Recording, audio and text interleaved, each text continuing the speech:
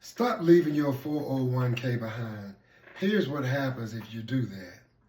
You change jobs. You maybe even retired. But guess what? You moved your ass out of the job, but you did not move your assets. Your 401k, your 457b, your TSP. And that, my friend, could be costing you thousands in the future. See, this money was built for you, by you. So tell me again, why is it still sitting there with your old employer? Take your time and let that seep in. Well, I'm the asset protector, and in this next few minutes, I'll show you what's really happening to your money and how to get back control of your financial future. Here's the deal. Most people leave their 401ks behind because they think it's safer or they just forgot about it. I don't know how you could raise up $400,000 or $500,000 and then just forget about it. But maybe that's not the case. You just don't know what to do and you think it's safe there. That's not necessarily the case. It's not necessarily the case. So once you leave your job, your account then goes into what's called, or what I call rather, a zombie investment. It's alive, but nobody's managing it. Think about it. You have children, and you're not raising your children. You're not pouring into your children the good stuff. Have manners. Have limitations. Choose your options wisely. Respect adults. Don't get into fist fights. Don't go into places and hang out with people that could be harmful or detrimental to your health and your future, right? Because you want your child to be the best child that they can be. You have to do the same thing with your money. You have to cultivate an environment, a ground that allows your money to grow, to stick, and to stay. So what's the use of amassing an abundance of money just to lose it to the government, or lose it to your past employer, losing it to taxes, or losing it just to stupidity, right? So when you leave your money like that behind, you're stuck with limited choices. So oftentimes you have high fees, no personalized growth strategy. And when the market takes a downturn, when the market dips, guess what? So does your account. You know that song, when I dip, you dip, we dip. So when the market dips, you dip. We all dip when we don't have a system in place to protect our money, okay? So you need to have some place or something in place that you could pivot to when you have a downside. Think about COVID. During the COVID pandemic, people couldn't work, you couldn't make your money, you couldn't pay the bills, so people lost a lot of things. You need to have a system in place that's going to protect you in a storm, just like you have life insurance in case you pass away. You have automobile insurance in case you get into an accident. Hell, you even have insurance on your damn phone in case you lose it, or you break it, or someone picks it up and steal it when you're not looking.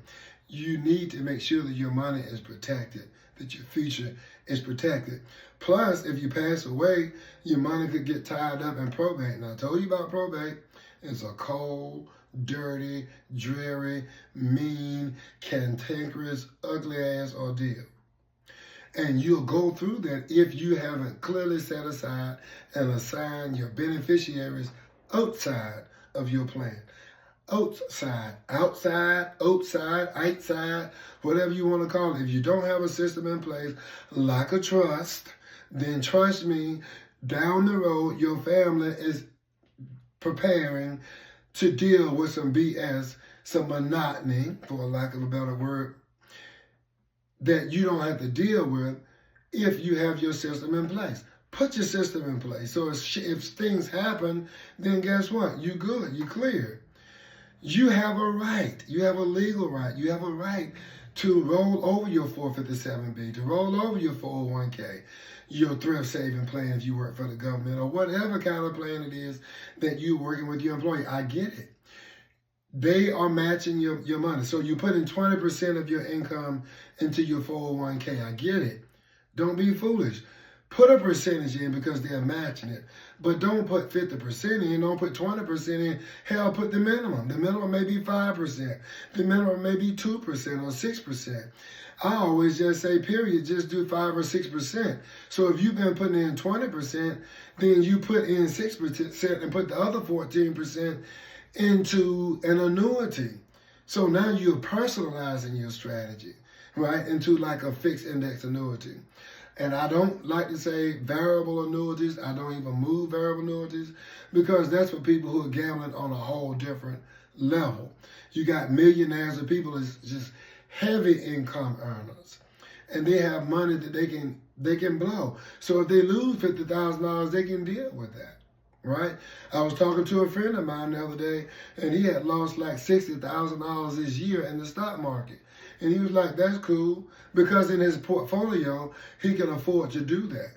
But what I'm talking to you, or people like you, who may not necessarily be making it. I'm talking to people between $50,000 to $250,000 a year. Sure, I work with people in a higher bracket, but this video and what I'm talking about right now, and my passion and my pet peeve is working with people between $50,000 to $250,000 a year in income, because those are the people who need it the most. Now, people who are more closer to $250,000 are people who are easier to talk to, because a lot of times people making a small amount of money, or they have responsibilities that's taking up a lot of the money, and they feel they don't have the money to put into the market. So this is where I come in to show you, number one, set up a budget. Number two, follow that budget. And number three, pay yourself first. Right? So pay yourself first. I know you got to pay the light bill. I know the rent is due. I know the car note is due. I know the credit card is due. The cell phone is due. The baby needs more money, more shoes. The high school kid needs to pay dues. You got a college kid that has to pay tuition and things of that nature, and dues and books, and need clothes and toiletries. I get it. But you're the one that's going out doing the work. You're the one that's getting up every day showing up, and then in the end, you don't have anything to show for it. If nothing changes, then nothing changes. You can look on the other side of the fence and see the grass is greener.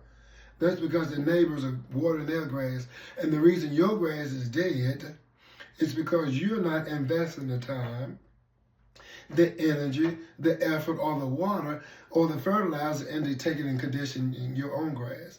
If you don't grow your grass, you don't take care of your grass, it's gonna be overcome with weeds and wild growth, and it's gonna stifle out your actual grass, and now you end up with a mess.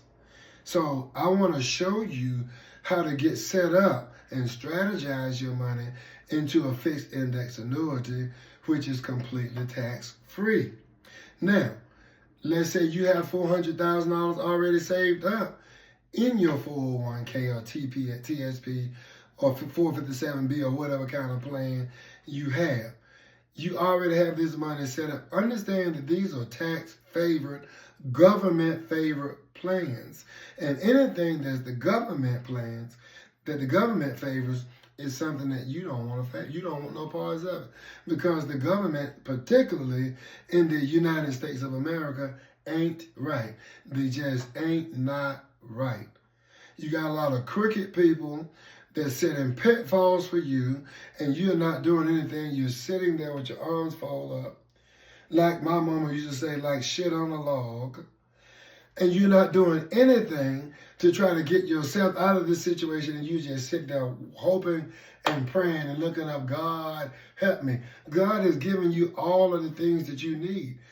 God sent me to you, and the reason it's no coincidence that you landed on this video, because you needed to hear this video, maybe for yourself or for someone else, or down the road in the future, you're going to need to know something about this, right? So, why should you roll this money over into an annuity that you can control? Well, because annuities offer a few major upgrades. That's the thing. Let me upgrade you, as Beyonce say. Let me upgrade you. Let me upgrade you. How so? Number one, First and foremost, you're in control now of your own business and not your boss. So you wouldn't leave your ex relationship and leave your money with the ex. I know you wouldn't do that. If you say you'll do that, then you're talking foolish. Unless you had an amicable breakup and, you're still friends and this person, you broke up for reasons other than he cheated, she cheated, the sex ain't good, you ain't happy, you don't love each other. No, if you breaking up because of financial reasons, then that makes sense, but you still gonna work together, I get it. But we're not talking to you. You already get it. I'm talking to the person who broke up, she broke up. Well, I don't want to be with you no way. Well, I was with you because I felt sorry for you. Well, I was just with you because I like your mom and dad and they just want us to be together. I was with you because of the kids. Well, I was with you because you made love. That's the way breakups work out. You're the people who I'm talking about. People who had these ugly breakups. You get the picture that I'm talking about. People, you left your job, you retired, you quit, you got fired, whatever the case is, you ain't with your boss no more. You're no longer courting your boss, now you're courting retirement. And you have to plan for retirement. You got to put a system in place now so when you retire, you're not standing up in Walmart holding a yellow or orange marker, pretending to be looking at somebody's receipt and striking and say, okay, have a nice day. By the time you're 70, 80 years old, it's time for you to sit your ass down and be enjoying retirement. Because think about it. The Bible, the book, life, our lifespan is about 70 years, biblically speaking. And the Bible is thousands of years old. 3 scores and 10 years. A score is 20 years. Let's do the math. 3 times 20. 20, 40, 60, plus 10 is 70 years. If you're older than 70 years old, you're on borrowed time. I know people are living longer today than before, but let's just be for real. If you make it 70 years, great. But a lot of people are not making it to 70 years old. A lot of people are done. I've not buried, but attended funerals of several of my classmates, even before I turned 30 years old. I'm just saying, and chances are, you know somebody who died in their 30s, but I digress. Here's why you want an annuity. And I told you it offers few benefits, few other major upgrades that you won't get when you keep your money with your boss. Number one, income for the rest of your life, meaning you can't outlive your money. You're going to have a check coming until you die. And then the rest of that money goes, if you haven't spent up all your money, if you have money that's still left over, it's going to go to your spouse or your children, whomever you decide to be your beneficiary. You don't have any market loss. In other words, imagine you could be in a relationship and what we call these relationships, and what do you call them?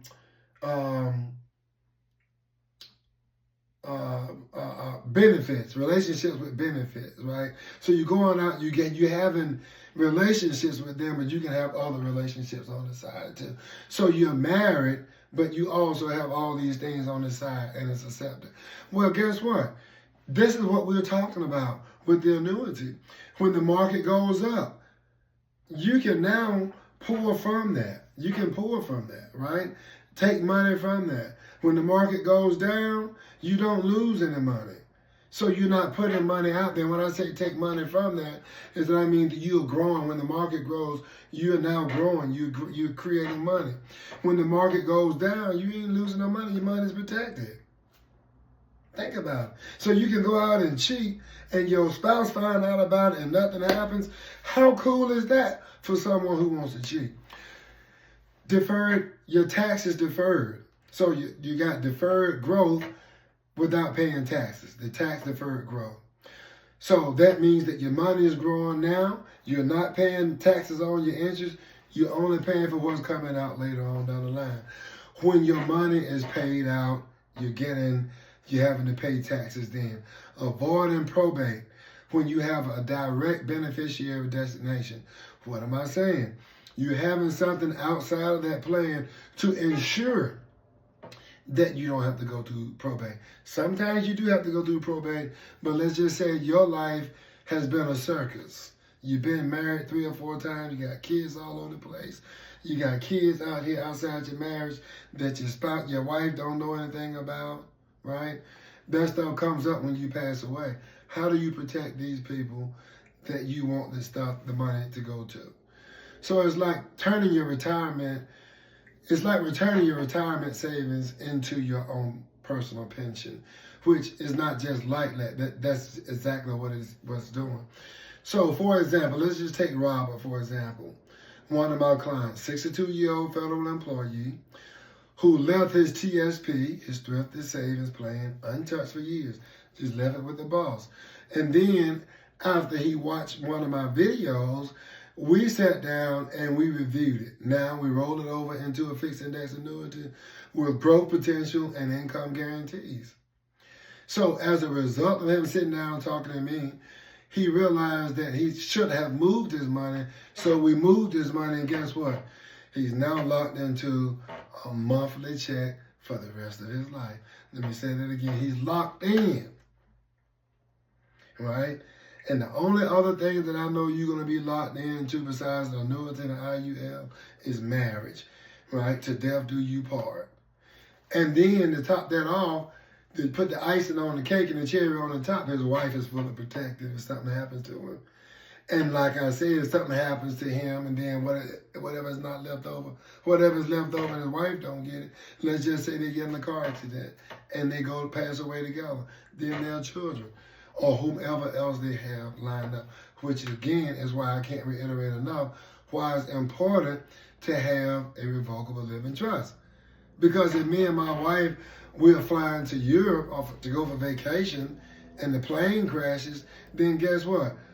We need to have a system in place of who gets what in the event that something happens to us.